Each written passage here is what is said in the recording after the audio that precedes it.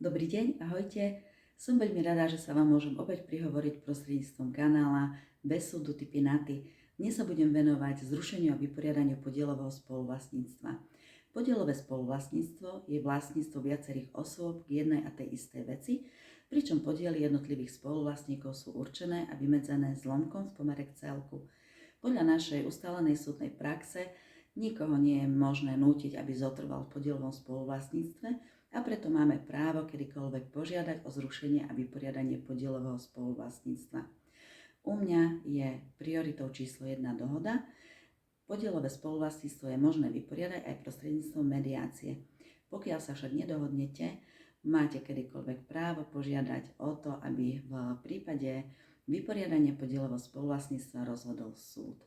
Pokiaľ rozhoduje súd, pravdepodobne bude spokojná iba jedna strana, aj to nemusí platiť 100%, pretože súd môže rozhodnúť 3 spôsobmi, a to rozdelením veci, pokiaľ je vec dobre možne deliteľná, alebo prikázaním veci za primeranú náhradu niektorému zo spoluvlastníkov, prípadne viacerým spoluvlastníkom, alebo môže nariadiť predaj veci a nariadiť zároveň rozdelenie výťažku z predaja medzi jednotlivých spoluvlastníkov.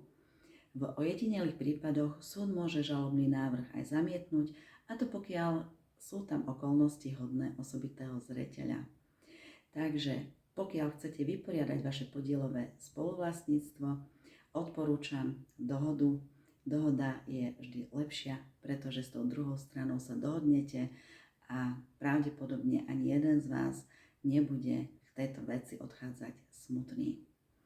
Vy všetci, ktorí ma poznáte, viete, že ja si aj svoje veci riešim dohodou.